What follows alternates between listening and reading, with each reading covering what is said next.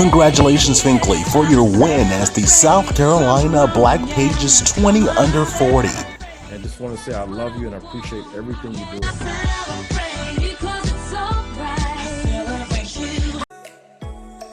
On today's show, prepare to build your muscles here and here. Nate Evans Jr. tells us how to build our muscle because life is truly our trainer. I was lost. I didn't know what was going on. I was ashamed of it. All coming up next on The Michael Finkley Show.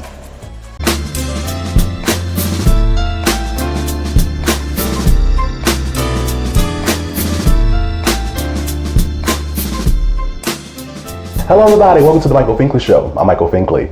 Today is Monday, October 12th, 2020. Brand new week, y'all. Brand new week. Let's continue to live our best lives.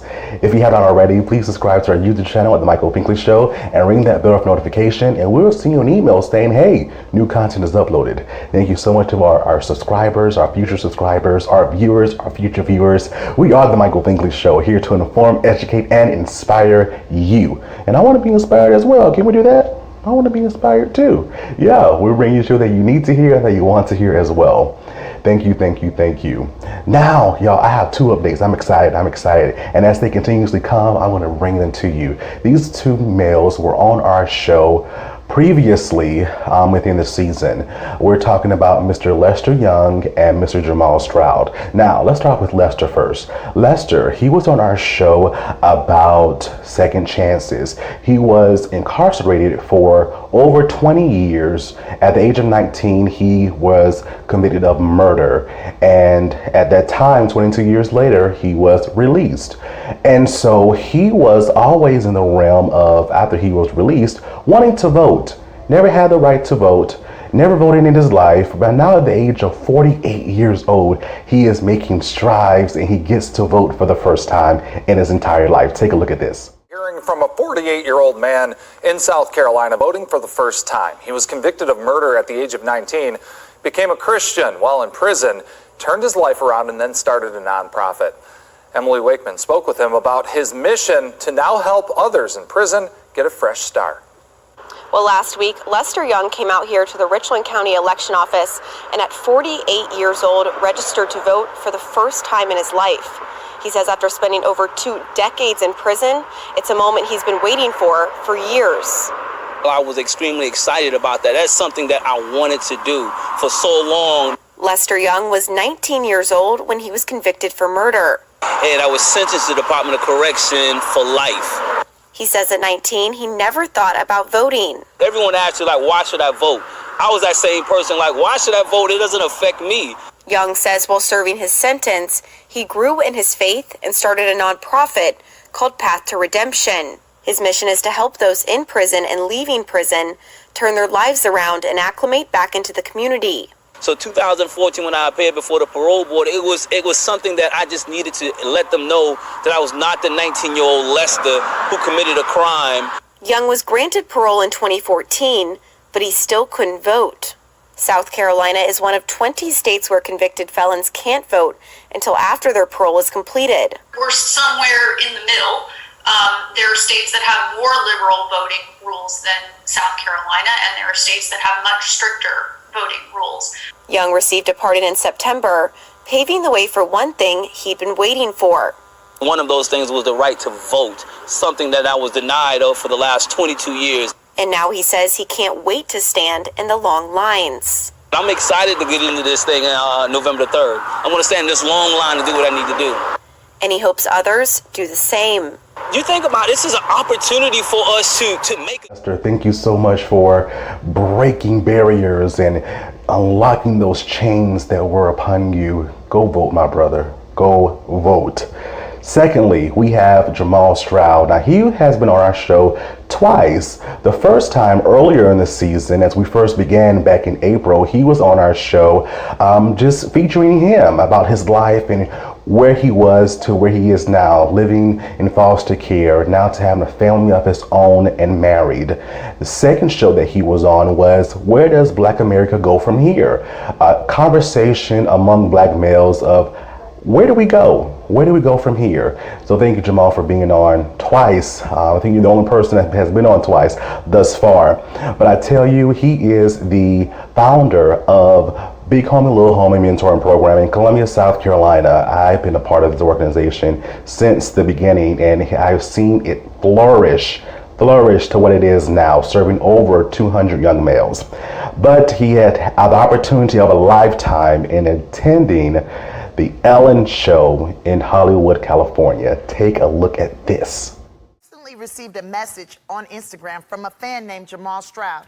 Jamal grew up in foster care and is now a married father of 2. He works full-time helping people with disabilities, and he runs this nonprofit organization that supports at-risk youth in his community. He's incredible. Why is it so important for you to do this? Yes, it's important to me because I want to give back, because I was in that place or that dark space of not knowing who I am, not knowing how to love, being alone, not knowing how to be a man, not knowing how to be myself. So it's just guys like me, guys in my organization, we're just here to give back and really help them. Oh, that's awesome. That's awesome. Now, working hard, supporting your family, paying out the pocket for supporting the community. How are you affording this? Well, my wife don't like this answer, but I use half of my salary to actually, give back to the nonprofit organization. Wow. And it's just basically, I know how it is to not have things, not have Christmas, wake up with, nothing under the tree or something like that. So I'd rather give to them because I could always get some type of money, Mm-hmm. But I really want to help them and help them become better people. Man, I love what you're doing, okay? And you working hard and doing what you're doing, it makes me feel really good. And here, we want to help.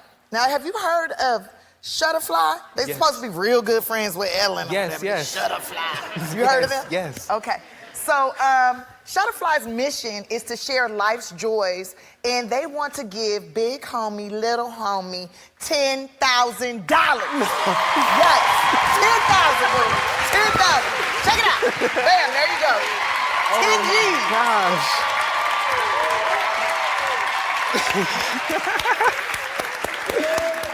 Jamal, we're here at the Michael Finkley Show. I'm very proud of you and your achievements, your accomplishments. My brother, I'm telling you, this is just the beginning for you. Keep striving, and you know what? You always have a brother and a friend in me. Keep pushing, my brother.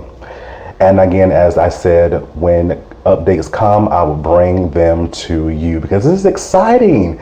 We have to rejoice with them that do rejoice. I'm excited for these 2 persons, and to know them personally, it is amazing. So we have another person here with us today on the Michael Finkley Show that is awesome and incredible in his own special way. I am talking about Nate Evans Jr. Nate is an advocate, he is an author, he's a speaker, and the list continues. Most of all, he is a man of God, and we get to hear his story next. We'll be right back. Next, we chat with Nate Evans Jr. We'll be right back. On the next Michael Finkley Wednesday, we have Sir Diamond Jones with us as we talk about his transition from female to male. It's a show you don't want to miss on the next Michael Finkley. Looking for a mentoring program for your young male between the age of 6 and 18 in Columbia, South Carolina? Well, look no further. Big Homie, Little Homie Mentoring Program is the program for you. Under the leadership of Mr. Jamal Stroud, Big Homie Little Homie is a 501c3 nonprofit organization that caters and mentors at-risk youth that come from single-parent homes. The organization caters to young males between the ages of 6 and 18 within the greater Columbia area. The organization is devoted to shaping and molding their life into great men of society. Big Homie Little Homie organizes male gatherings, discussions, and even educational assistance devoted to guiding and leading them into a positive light. Making a positive attitude will help in transforming a life regardless of what is experienced in life. For more information on Big Homie Little Homie Mentoring Program, visit our social media outlets, Facebook, Instagram, and Twitter.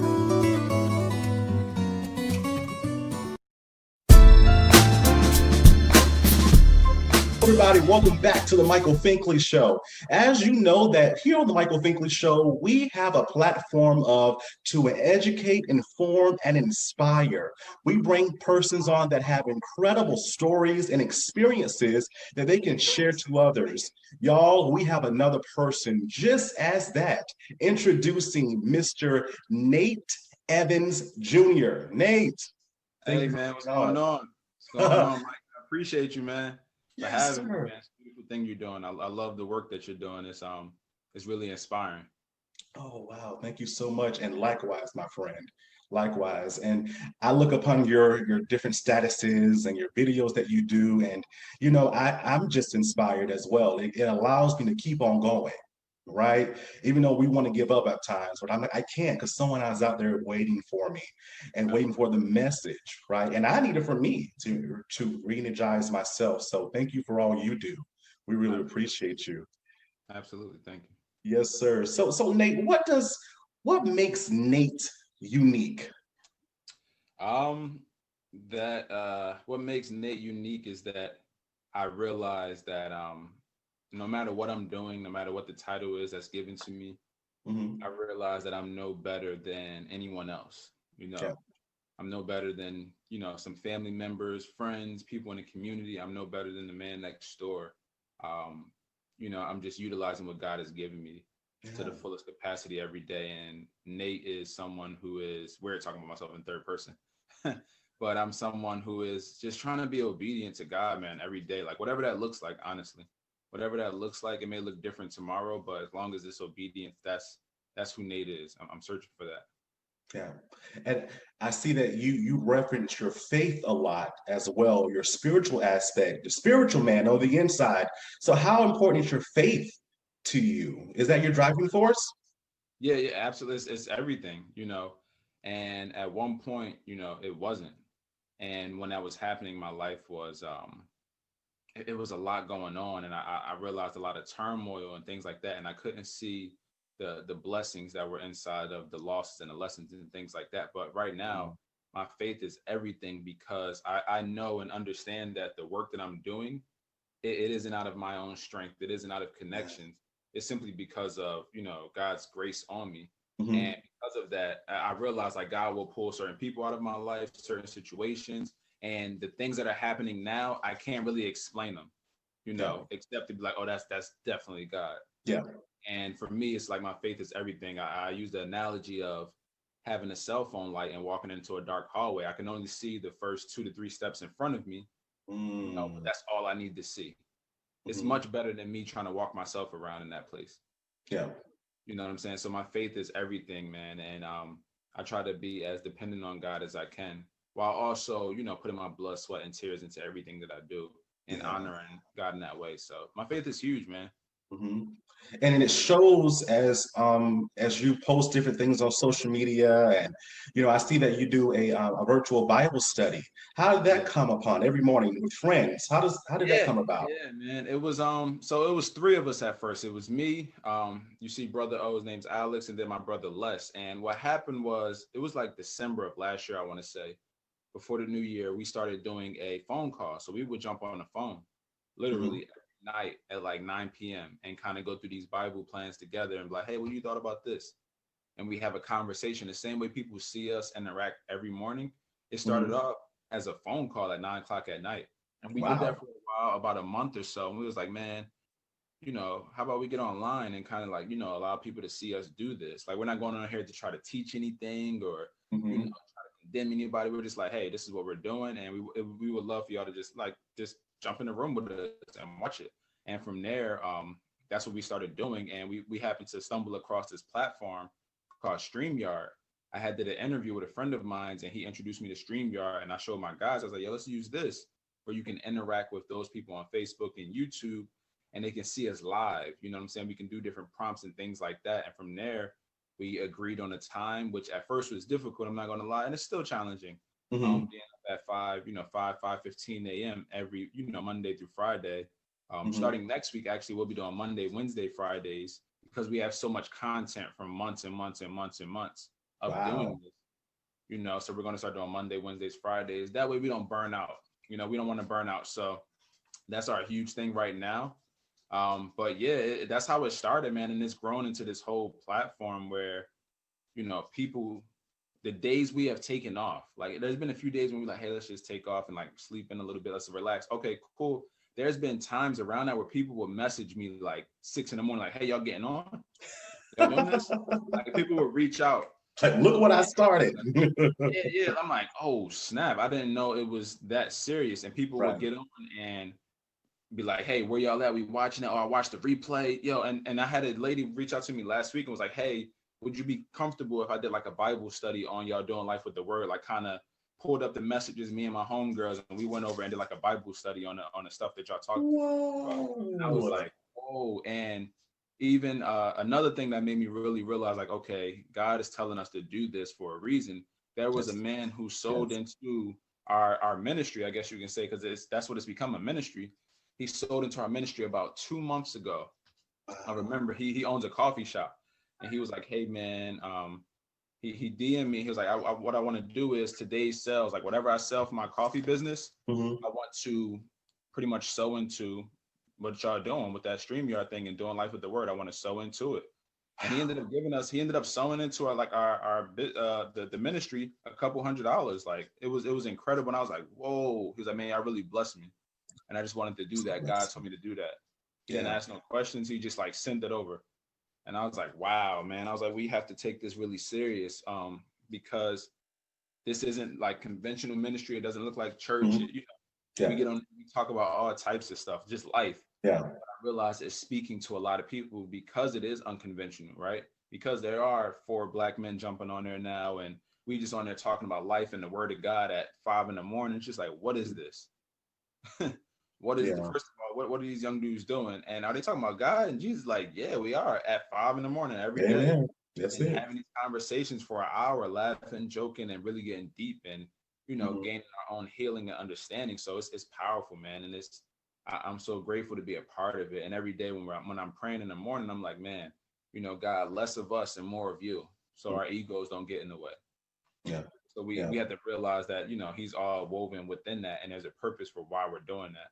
It's not like we're getting paid for it or anything like that. It's like, hey, we're doing this because we want to be closer to God and we want to bring people into that experience.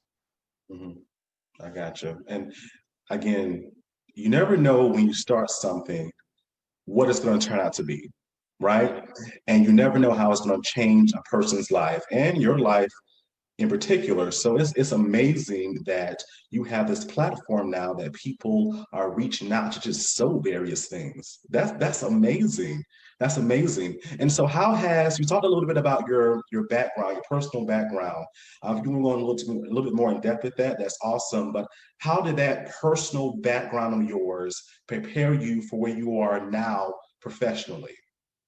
Yeah, it really, like when I was in it, I couldn't see it, but now like being out of certain areas, I can look back and really connect the dots and see like nothing was wasted. Like all of the trauma, all of the situations that I had to go through, to climb through, nothing was wasted, and God's using all of it today. You know, just backtracking a little bit on my story. I was a first generation high school graduate. A huge challenge, right? It was a huge challenge in the sense of I went to 5 different colleges, you know, battling mental health issues. I've pretty much lost 2 scholarships for playing basketball. I had 2 full ride scholarships, lost them both because I ended up leaving the schools. I never addressed, I had all these different traumas from childhood of abuse, molestation, being around drugs and violence, being around gang violence, all these different things bottling up. And I didn't know how to express my emotions as a man, how to be vulnerable and transparent. And it took all of those different situations, me going all around the country. I was literally in school in Memphis, then I'd be in New Jersey, and then I was all the way in New Mexico. So I was all around the country meeting all different types of people, right? Meeting all different type of people, all different walks of life. And as crazy as it is, I realized that that's serving me now because it now allows me to speak to such a broad audience, even when I'm speaking directly to who I want to talk to. As it's allowing me to connect with so many different people. But it was an experience, man. I was chasing the basketball dream, thinking, you know, I get a little money, play pro, that would help with the family, get us out. And I realized that basketball was meant, like God was literally utilizing that so I can travel around the country and meet different people. Even though I felt like I was failing every time, I was learning something every time too and gaining something. And there was different doors being opened. And I remember, you know, at a really rough point coming home from one of my school experiences, like the third school I went to, we got evicted from our house. And that was devastating for me. You know, I had friends that were in college that were already graduating. They were, you know, starting their careers, and I was lost. You know, I didn't know what was going on, and I was ashamed of that. And I got into like a really deep, dark spot. And I remember I had forfeited all of my eligibility to play basketball, and I went to go try out for pro teams. And when I went to go try out for pro teams, I thought that I would get a call back. I went to Las Vegas for a week to this pro overseas camp, played very well, and I thought that I would get callbacks. Nothing came through. You know, days went by, months went by, nothing came through. And then I finally got this email for a coach that wanted me to come overseas and play ball. I'm like, this is it. This was everything that I had put into. This is it. This is it right here. And it ended up being a scam. The coach ended up trying to scam me for money, and it broke my heart. And shortly after that, I was playing basketball at my rec center, and I got hurt really bad. Right? I got hurt really bad. I had hurt my ankle, and I had tore ligaments in my ankle. And for someone who's active, someone who's running from anxiety and depression, someone who doesn't want to address their issues, the worst thing you can do is make them sit still in one spot, because I had to wear a boot now. I had to wear a boot, and I had to be with my thoughts. And that's when I actually started contemplating like suicide and things like that. And it was extremely difficult during that time, man. And thank God for my close friends. I have a really close friend. His name is Tony Chapman. He's in the Air Force. He started taking me to the gym, and he introduced me to two other guys, black men that were older than me. And before we would work out in the gym, we would sit in the locker room for about an hour and just talk. But it wasn't like the guy talk about women and sex and all this stuff. It was about like real life stuff. It was about transparent stuff. It was about growth and development. And I was like, yo, I've never had conversations like these before, where guys were vulnerable and transparent. I came from, you know, the hood essentially, where that wasn't the conversation, right? You had to be tough on the exterior. You had to be all these different things. You couldn't be transparent and vulnerable. You were seen as soft or a punk. But these guys, and my one guy, Ty, he's swole, like he's diesel. Like when you see him, you're like, okay, I'm not that dude. I'm the wrestler here. Transparent and just real about everything. And I was like, yo, this is what real strength is. And I was like, wow, this is what real strength is. And it was incredible, man. And it really blessed me in a way where it allowed me to open up and be more vulnerable and realize that everything that I went through, it was just all to prep me for what God had next for me. I thought this was my path to go play ball. But now I look back and I'm like, man, what if I did make it overseas? Like, what if everything did work out? How impactful would I be? Whose life would I be changing outside of my own life? And I'm able to look at that now as I go out and, you know, speak on platforms and do my podcasts and write books and you know, talk to hundreds of students and things like that. I'm like, man, this is where the impact is at. And God was utilizing all of this so I can get to this point, so I can be relatable to my audience, to the people I'm trying to speak life in, so I can be relatable when I go into the Covenant House. I can talk to the young men at the youth detention centers. I can do all these different things and pour into people and inspire them and give them life lessons and education, because I went through all of these experiences. And I always come that way. When I come to present, when I come to talk, when I come to share, I show my scars first. Yeah. There's already a perception when I walk in a room that I'm on this pedestal because they brought me in. But it's like, no, I'm going to show my scars first and let you know, like, this isn't what it is. I want to show you who I really am, so we can get down to the root, so I can get to understand you and how I can better serve you. So it's blessed me, man, just going through all those different life experiences. And looking back, I'm like, oh, I wouldn't change it, man. I wouldn't change it. And it was rough. It wasn't easy, you know, but God never said it was going to be easy either. It don't say that nowhere in the word. So, you know, it's going to be trials and tribulations. But, you know, one of my favorite scriptures is in James. It talks about the testing of your faith produces perseverance, you know, and I'm like, okay, this is producing perseverance in me for a reason. Yeah. You know, so I can be a blessing unto someone else. And it's been beautiful, man. I did a commencement speech this year. It was like, it's been amazing. And all of that came from me being resilient in my life, man. Yeah, definitely. And I'm so glad you said that it's not easy, right? If it was easy, everyone would be doing it. Oh, absolutely. You have a whole lot, everybody be doing it. Again, but I'm so glad that you decided to take heed to what he's saying, because you would not be where you are today if you did not. But when we come back, we're going to talk more about your business and your awesome books as well. Coming up, more chat with Nate. We'll be right back. The Finkley Experience is an education and consulting firm that specializes in first-generation education. We assist parents and their students with the college process. We train school administrators, and we also partner with colleges and universities to assist with their first-generation population. To learn more about our consulting firm and to purchase our book and workbook, please visit our website at thefinkleyexperience.com.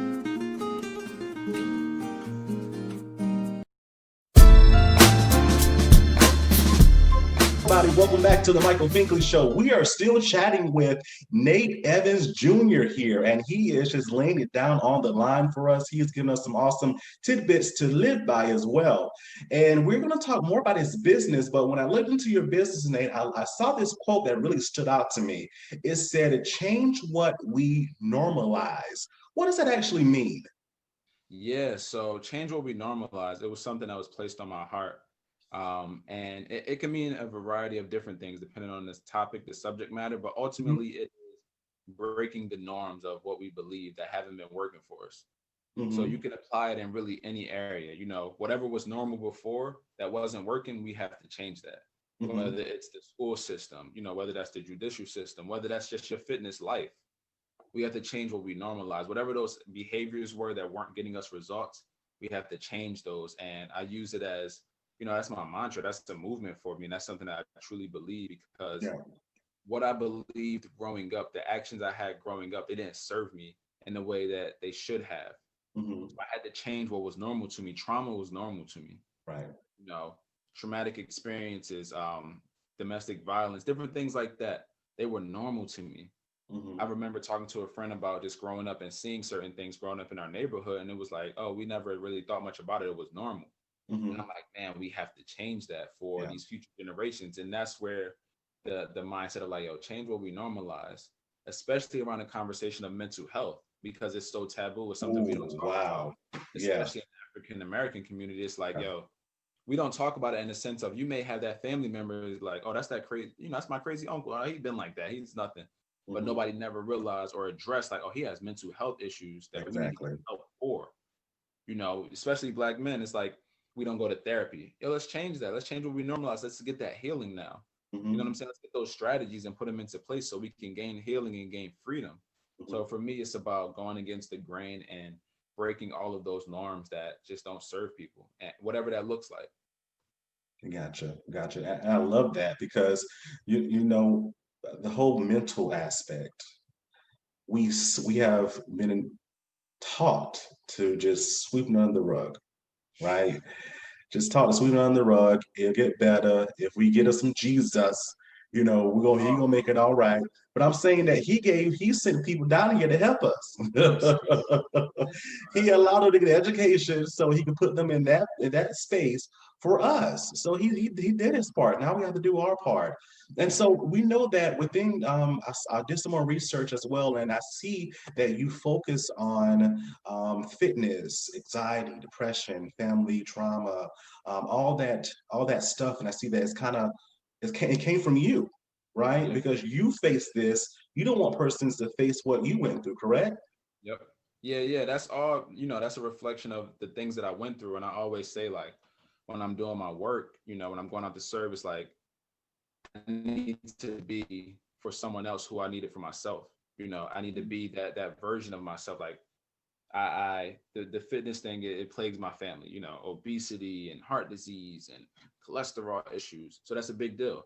You know, we have to preserve ourselves. We have to really take care of ourselves. The mental aspect, our mental wellness has been jacked up. And, you know, I'm talking to family members now, and they're just starting to understand it, that are older than me. It's like, oh man, I didn't even know, you know. So I'm addressing that and all those other things. It comes from literally who I am and my experiences. That's why I said nothing was wasted. Even in the times it felt difficult and challenging, it's like, oh, it wasn't wasted. It was used for me to go out and get the information needed, the experiences needed to go ahead and bring that back to my community, to my loved ones, and really help them. so we can live in abundance and we can live how God has called us to live and really enjoy this life. You know what I'm saying? Yep. Gotcha. And that's amazing because all that pours into your business. You speak, you're an author. Talk about your publications. You have Building Your Muscle, Life is Your Trainer. You have your brand new publication, I Love You, Letters of Love from Black Men to Young Black Males. What Yeah. is this all about? Tell us this. Yeah, so Building Muscle was the first installment. It was kind of something I just wrote to get I had these constant thoughts in my mind about my story and about my experience from, going to all those different schools that I wanted to share. And I had lessons that I learned. So I packaged it and put it in the book and just put it out, and it was powerful. I remember a young man, he had told a friend of mine, he was like, hey man, I read this book, like 10 times and it saved my life. Wow. And this kid was homeless, and he spoke about like, man, just thank you for sharing your story. And he was like, man, I want to meet this guy. Like he seen me as so much bigger than I even seen myself. I was like, whoa. Oh, this is good. It was like, yo, the power of your testimony can really bless people and encourage people. Yeah. And that was the basis of that. And I used the spin on Building Muscle because that's where I gained that understanding in the gym. I told you about the locker room, about my vulnerability, about being transparent about my story and really connecting the dots. So it was Building Muscle, and I put Life is Your Trainer because I had experienced a lot of life during that time period that really trained me and developed me to become who I am today. And in regards to I Love You, Love Letters from Black Men to Black Boys, that was actually birthed last year. I went to a mental health conference in Washington, D.C. with my fiance. Taraji P. Henson has a nonprofit organization called the Boris Lawrence Henson Foundation that's based around mental health and eradicating the stigmas around mental health in Black and brown communities. I went there and I was a student at the time, which was so crazy. I went there and it was just all these incredible Black people, as Black psychologists, Black therapists. I met a Black brain surgeon when I was eating lunch. It was incredible. And she had celebrities there, Jennifer Lewis, Charlamagne the God, Morris Chestnut. All these different people were there. And I remember being in one of the sessions and the quote, I'll never forget his name, Dr. Michael Lindsay. He's a professor at NYU. He had this quote that said, love Black men and boys like they've never been hated. And from that slide, he went to another slide and it talked about the suicide rate of Black boys and how it was shooting like through the roof. It was double that of like white boys, white young boys. It was double the rate. And it kept increasing. And it was Black boys ages like 5 to 11 years old, literally taking themselves out. And it was just like, it was so heartbreaking. But at the same time, I was like, I came here to get information to bring it back to my community. What can I do? And that's when it hit me like, okay, you have a skill for writing. You love to write. You're very expressive in that way. I want you to write about this and write how, what can you add to the solution? And I was like, I can add love. I'm not a therapist. I don't have those different certifications to sit down and do certain things, but I can write a book. Yeah. So initially it was going to be me writing these letters of love, and encouragement to Black boys. I was going to write like 50 to 100 letters. And in the process of me writing it, God was like, you need to get other men included in this. And I was like, oh man, I don't know how I'm going to do that. I don't know who will want to do this. And he placed it on my heart, these certain men to reach out to. And I was able to get 12 other men that I knew that were stand-up guys that are doing great work in the community that are already working with young men. I was able to get 12 of them.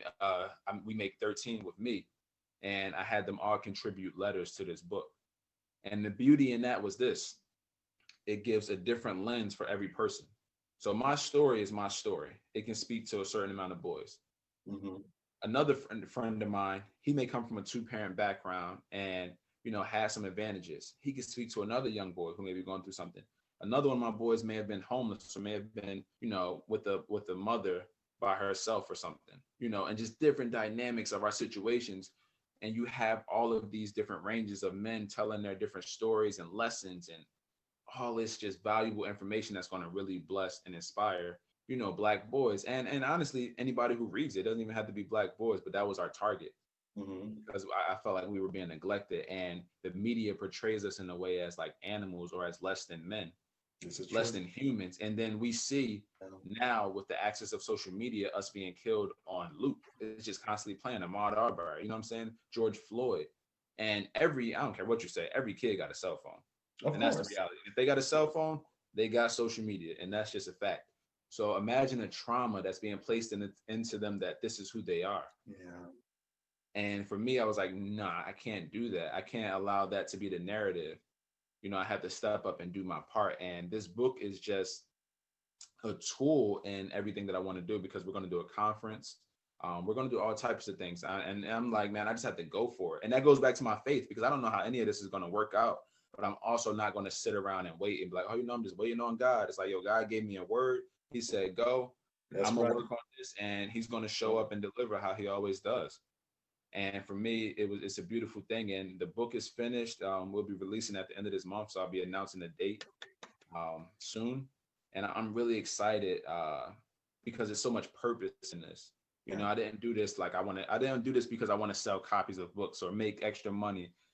It's like, man, the purpose behind it's the power. Like, there's one woman who bought books for her nephew that's in prison, and she's going to send him the book. I'm like, man, y'all don't even understand what your words are about to do to someone's life. Like, we're about to plant seeds, man.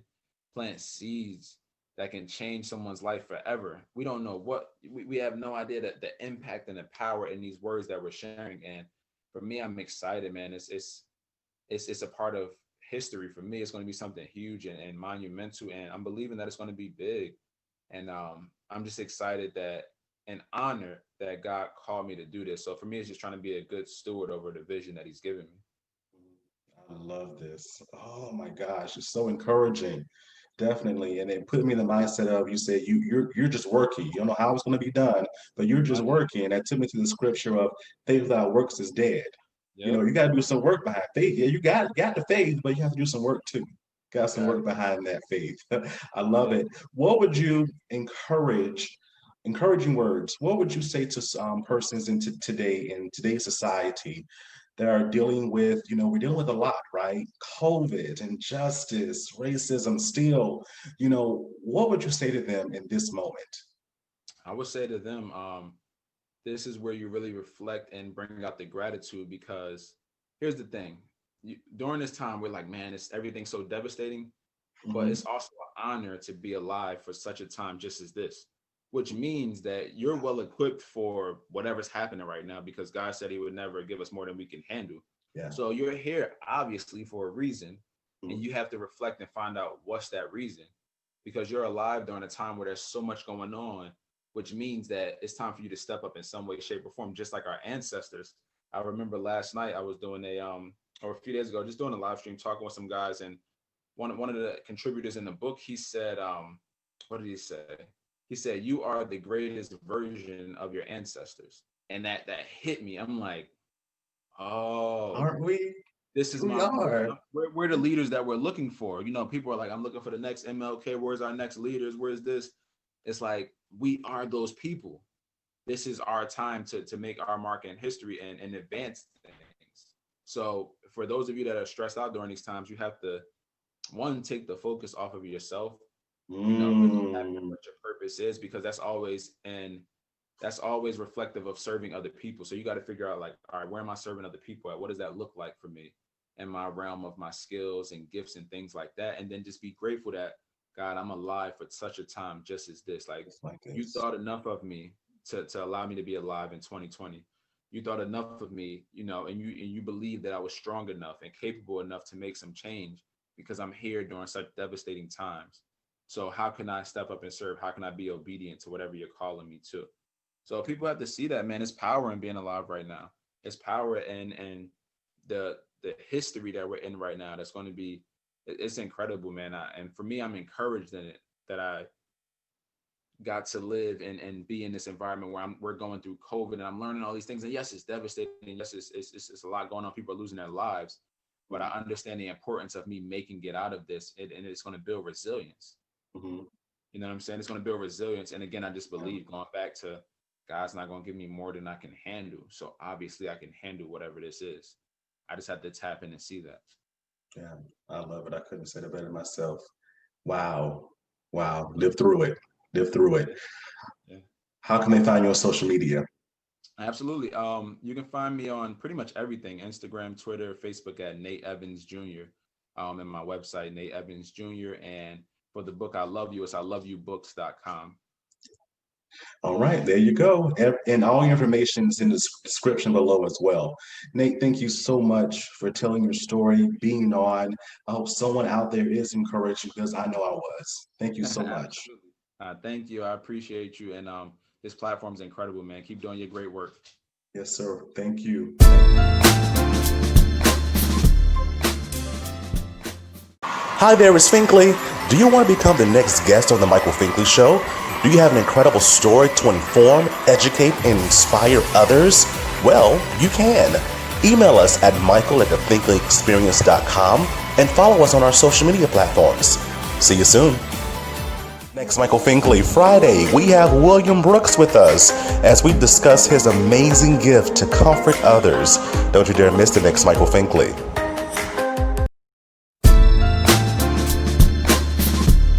Welcome back to the Michael Finkley Show. What did you learn today? What did you learn? What did you take away from today's show? Let's leave some comments there, and let's take a look, shall we? Please, please, please. Let's have a conversation. Nate, thank you so much for being on. We really appreciate you and sharing your stories, your wisdom, your knowledge. I was inspired. I truly was to continue to go on and see what the end will be. So thank you so much, and I wish you well in your future endeavors. Thank you so much. On the next Michael Finkley, Wednesday, we have Sir Diamond Johnson with us, and we're going to talk about his transition from female to male. It's a show you don't want to miss. If you have not already, please subscribe to our YouTube channel, The Michael Finkley Show, and ring that bell for notification, and you will receive an email from us saying, hey, new content is uploaded. Thank you so much for watching. If you love to be a guest on The Michael Finkley Show, please email us at michael@thefinkleyexperience.com. Thank you, thank you, thank you, and guess what? We'll see you Wednesday. Have a good one.